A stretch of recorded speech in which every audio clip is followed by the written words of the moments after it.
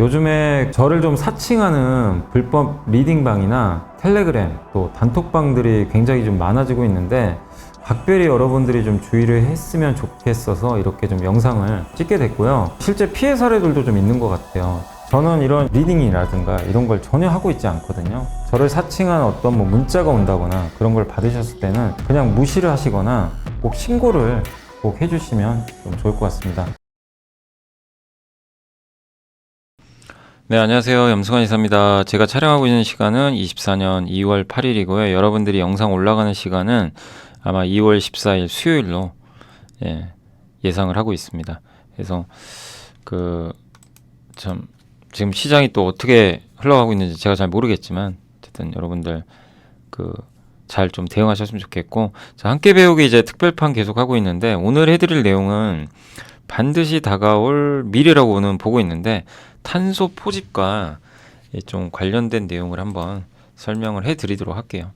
그래서 탄소 포집과 수소 관련된 내용이 있는데 여기 또 쇠 기업이 하나 있어서 그것도 한번 짚어드리도록 하겠습니다. 그래서 지구가 뜨거워지고 있는 건 많이들 아시죠? 탄소 중립. 그래서 1.5도 이상으로 온도가 올라가면 안 돼요. 2050년까지. 이 지상 과제고 탄소 배출을 줄여야 되는데, 근데 말만 하지 말고 실천해야 되거든요. 말만 하면 공연불이 되는 거니까. 그래서 지금 이렇게 신재생 많이 하죠. 근데 그래도 안 된다는 거예요. 탄소 배출은 이렇게 가축을 사육할 때도 키울 때도 당연히 탄소 배출 엄청나게 많이 발생을 해요. 그러니까 완전히 막을 방법은 없어요. 근데 그거를 막기 위한 노력을 해야 되는 거죠, 지금. 그래서 이번에 다보스 포럼이 열렸는데 저도 이제 다보스 포럼 이제 기사 같은 거 찾아봤거든요. 찾아보니까 결국 핵심은 뭐냐면 이게 이제 다보스 포럼이 2,800여 명의 유명 인사들이 참석하는 회의잖아요. 그래서 전 세계 경제 현안을 상정하고 토론하는 그런 자리인데 유명한 인사들이 다 오죠.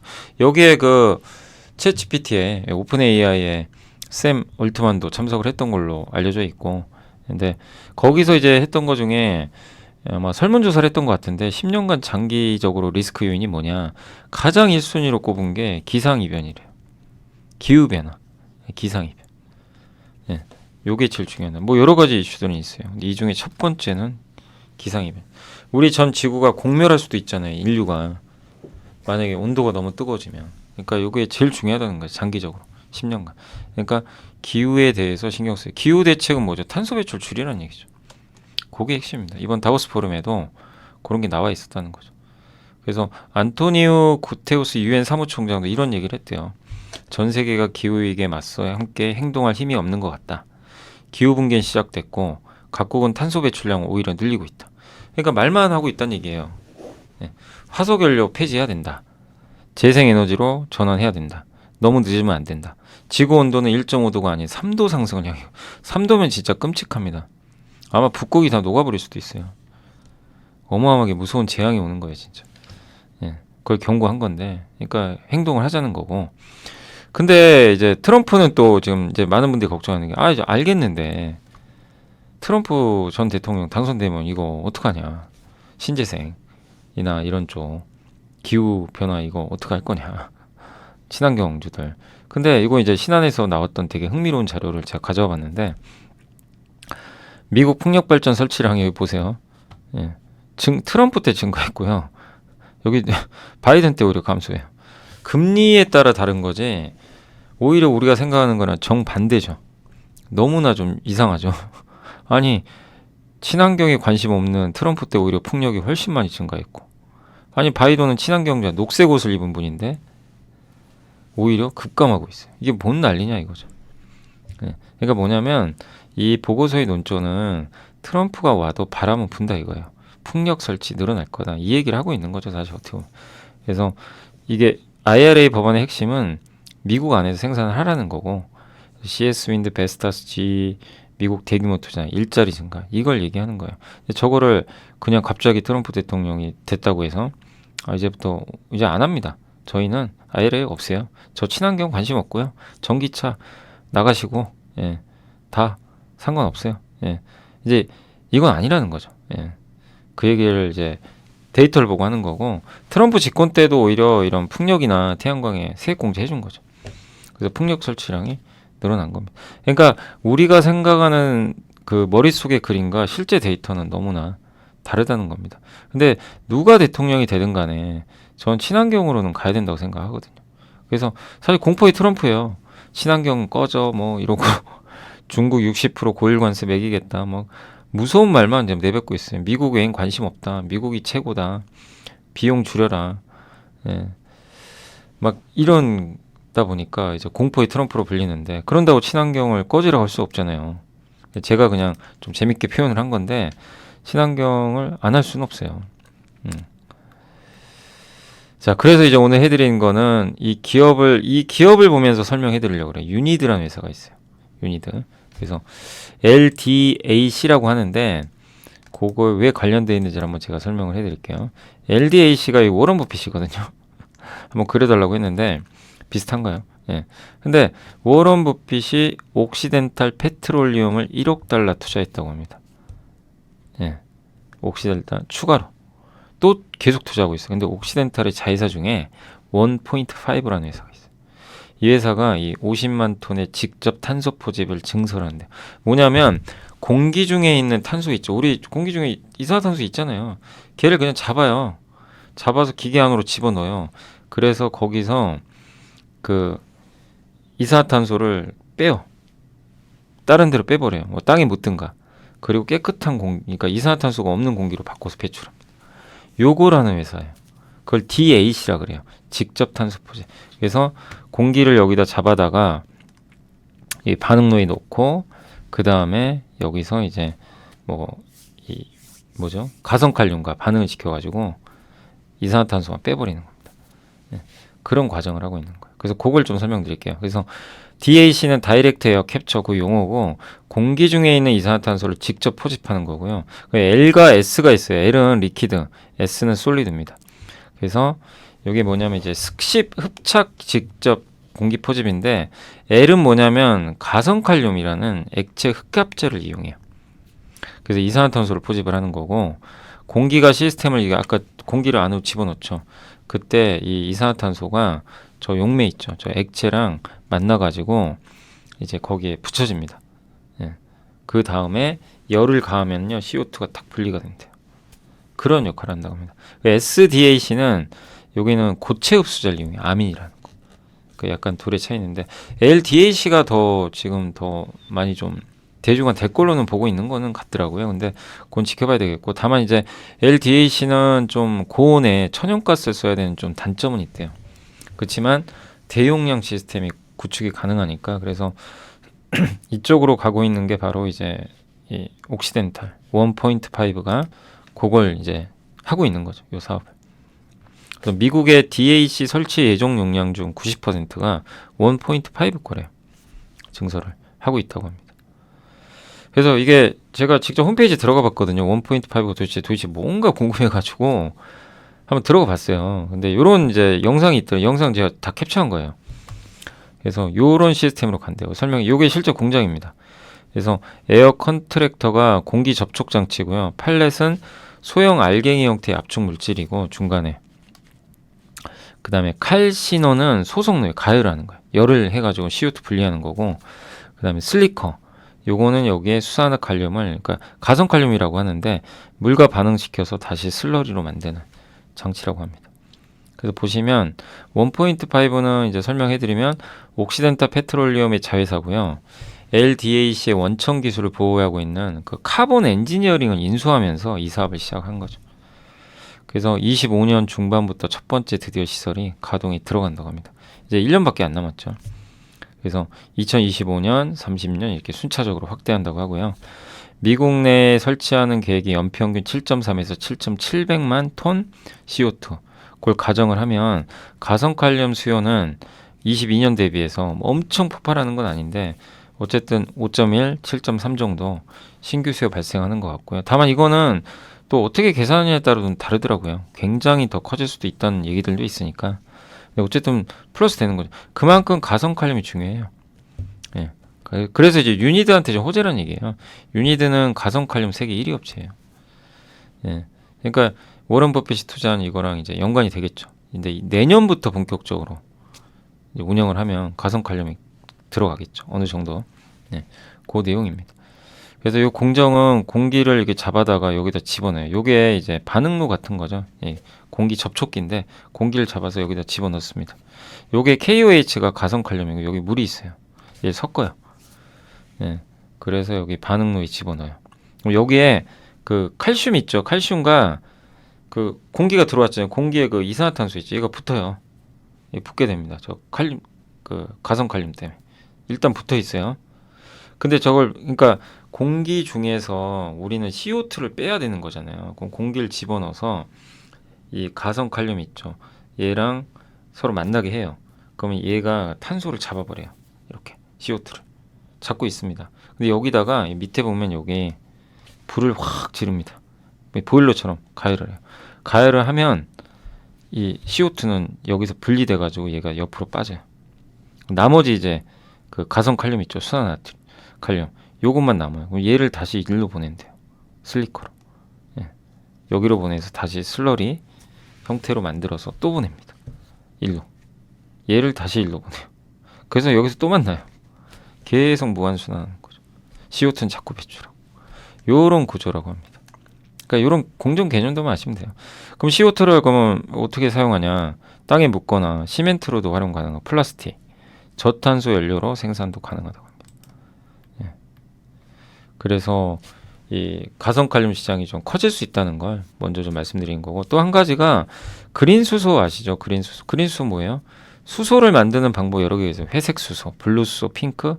그러니까 이 저런 제철 석유화학 공정에서 수소가 나와요, 실제.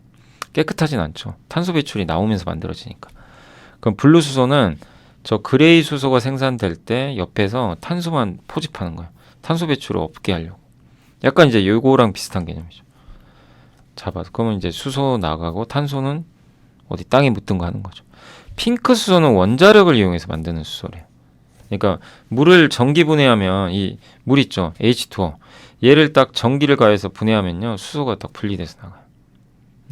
수소와 산소로 분리돼서 얘를 끊어버리는 거예요. 요거를. 물을 H2O를. 그죠? 예. 그래서 요걸 이제 전기 분해를 하는 건데 이 전기를 그러면 원자력을 이용해서 전기를 만들면 그 물을 전기 분해하는 이제 전력을 그럼 핑크. 근데 신재생 에너지 태양광 풍력이나 이걸로 한다. 그럼 그린입니다. 그러니까 핑크와 그린의 의미는 좀 아시겠죠? 요 차이가 있는 거고. 근데 여기서 이제 그린 수소 얘기를 할게요. 그린 수소는 이걸 뭐 다 우리가 여기서 공부할 건 아니고 세 가지 방식이에요. 알카라인, 양이온, 고체산화물. 근데 여기서 중요한 건 알카라인입니다. 제일 오래됐고 귀금속 촉매도 사용을 안 한다고 합니다. 그래서 그린 수소 생산 분야에 제일 앞서 있고 전체 60%고요. 여기에 또 가성칼륨이 또 들어가요. 그러니까 이 가성칼륨이라는 요 놈이 존재가 사실 이제 비료라든가 여러 군데 필요하거든요. 예. 근데 친환경 쪽 사업에 많이 들어가요. 예.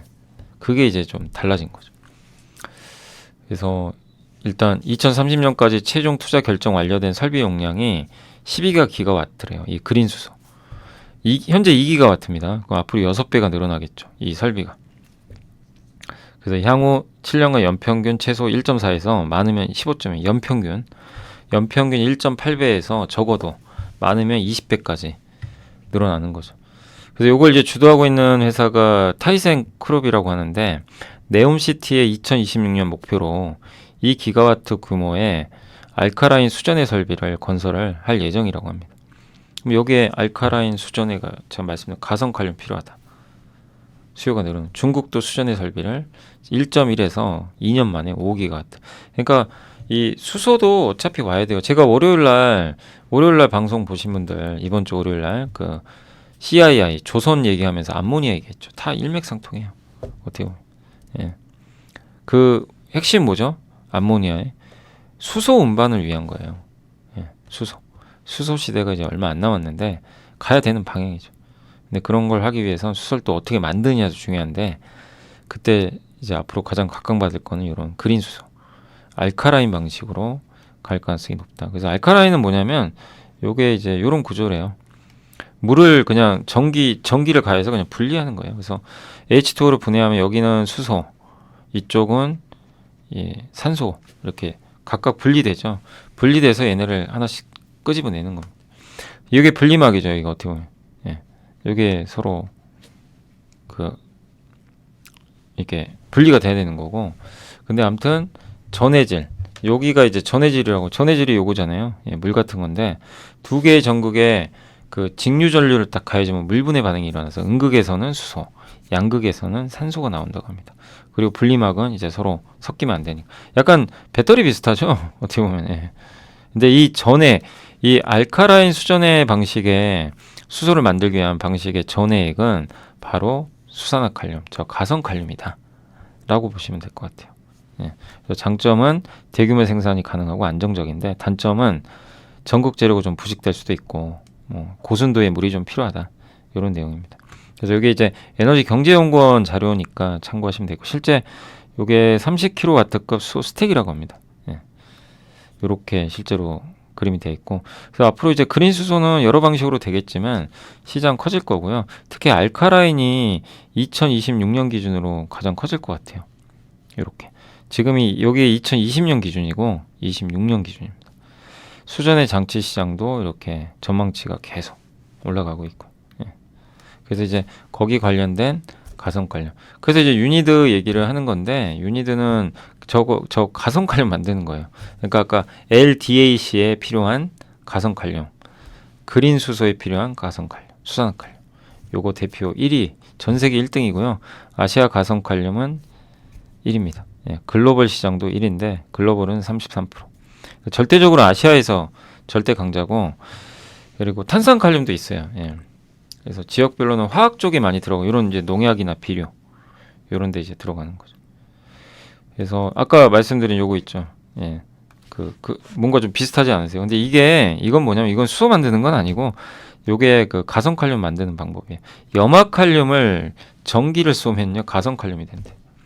거기서 나오는 게 염소라는 부산물이 또 나와요. 이런 구조예요. 염화칼륨을 마치 물을 전기 분해하면 수소 나오는 거랑 비슷한 것처럼 염화칼륨을 전기로 쏴주면 가성칼륨과 탄산칼륨이라는 유니드의 핵심 제품이 나오고 근데 거기서 또 불가피하게 염소가 또 나오게 됩니다. 이런 밸류체인으로 구성이 되어 있고요. 가성칼륨은 이제 아까 말씀드린 대로 어떻게 만들었는지 말씀드렸고 연평균 1.4% 성장하고 주요 수요처는 대부분 비료 쪽이나 식품에 들어갑니다. 중국 법인이 가동률이 꽤 높은 편이고 염소 처리가 좀 문제가 있어요. 저 염소를 처리를 해야 되거든요. 굉장히 위험한 물질이라. 그리고 여기 써드렸지만 알카라인 수전의 전해액, 그 다음에 LDAC 예, 공기 포집하는 흡착액으로 사용된다. 이거 이제 아까 말씀드렸고 염소가 근데 왜 중요하냐면 저 가성칼륨을 만들 때 반드시 염소가 나와요. 얘를 처리를 해야 되는데 너무 위험한 물질이에요. 그래서 아무데나 막 수출도 못해요. 유럽에서는 400km 내에서만 이동을 해야 된대요. 그러니까 만약에 염소가 만들어졌어요. 그럼 그 400km 내에서 처리를 해줘야 돼요. 뭐 그 안에 팔든가. 해외 수출은 어려운 거죠. 그래서 환경 규제가 적용이 되고 인접 지역에서 그럼 염소를 쓰는 그 회사들이 있어요. PVC 만드는 회사나 MDI, TDI 같은 이런 이제 이런 걸 만드는 화학 회사들은 염소를 가지고 만들거든요. 그러니까 그 주변에 이런 수요처도 있어야 돼요. 그게 있어야 공장을 옆에 또 지을 수가 있습니다. 그래서 울산 공장에 유니드가 있는데 여기서 생산된 염소는 하나솔루션에 팔아요. 전량 다. 거기서 PVC 하거든요. 이런 거죠. 그래서 염소가 좋아지려면 PVC, 요건 부동산이 그 주택 쪽에 들어가니까. 뭐 부동산이죠. 예, 부동산이나. 그래서 건설이나 이런 쪽 경기가 좋아야 되는 거죠. 예. 그래서 이렇게 판매를 하고 있다라고 보시면 되겠고. 근데 이 염소라는 거는 어쨌든 일단 무조건 만들어지니까 이걸 뭔가 처리는 해야죠. 팔든가. 근데 팔아야죠. 예. 버릴 수도 없어요. 어쨌든 넘겨야 되니까. 그래서 가격이 만약에 좀 낮더라도요. 안 팔 수가 없어요. 그래서 고민한 게 유니드가 CPS 프로젝트랍니다. 염소를 가지고 만들 수 있는 제품들이 있어요. 아까 PVC도 있고. 이 유니드가 직접 하겠다는 거예요. 그거를. 우리가 그냥 직접 하겠다. 이거 어차피 처리해야 되니까. CPS 1톤당 염소 1톤이 사용된대요. 630억 투자해서 올해 2분기에 가동 들어갑니다. 그래서 중국의 가성칼륨 생산법인에서 만들어진 그 염소 있죠. 요거의 50%를 이걸로 처리할 수가 있대요. 그래서 예전에 막 손실까지 보면서 염소를 팔았대요. 뭐 내가 손해 봐도 넘겨야 되니까 넘긴 거죠. 근데 이제 그럴 이유가 없어진 거죠. 그리고 중국의 경쟁사들 2개가 철수해 버렸대요. 이 사업을. 그래서 지금 15만 톤의 염소가 부족합니다. 그럼 이게 공장이 가동되면 이걸로 돈 벌 수가 있는 거예요. 그래서 매출 한 900억 정도. 유니드 입장에서는 되게 좋은 이제 그림이 나온 거죠. 또 생산 능력 중국 설비 증설하고 있고요. 이건 참고하시면 되겠고, 그 다음에 이제 투자 포인트는 이거 이제 하나투자증권에서 썼던 자료를 좀 요약을 해봤는데, 결국에 이제 올해 4월부터 이게 도입이 되면 제품 생산의 효율성, 염소를 처리할 수도 있고 그걸로 돈 벌 수도 있고, 예. 그 다음에 이제 전해조 추가 따른 에너지 효율 증. 24년도에 저 염화칼륨을 그 물을 전기분해해서 가성칼륨 만들잖아요. 그걸 또 추가하면서 에너지 효율이 좀 증대되지 않을까 이렇게 보고 있고, 가성칼륨은 이제 아까 말씀드린 대로 기본적으로 수요가 증가하는 산업입니다. 네. 그런 부분에서 수혜도 좀 예상이 된다. 그래서 2030년에 연간 470만 톤의 CO2 처리를 해야 되는데 2023년 대비해서 무려 500배래요. 그러니까 거기에 가성칼륨이 많이 들어갈 것 같고, 또 현재 가장 유행하는 대표적인 또 저 PBR 주 중에 하나죠. 0.55배밖에 안 되죠.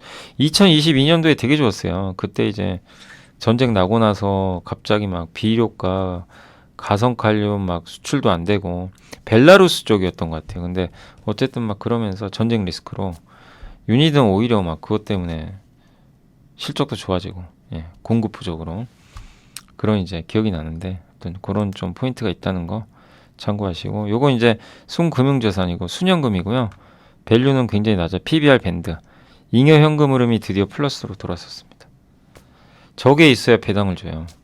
요게 요 파란색이 마이너스로가 있으면요, 배당을 주기 어려워요. 현금 흐름이 지금 돈이 이제 설비 투자하고 나서도 돈이 안 남는 거예요. 근데 저게 이제 급격히 늘어났다는 것도 상당히 긍정적인 부분이 아닐까라고 보고 있습니다. 그래서 오늘은 일단 물론 제가 유니드 설명을 좀 드렸지만 유니드를 절대 추천하는 게 아니고 유니드를 통해서 한번 아이디어를 캐치해 본 거예요. 아까 말씀드린 대로 LDAC, 그린 수소, 요 공부도 하면서 어떤 건지, 예, 명확히 이해되시죠? 어떤 건지.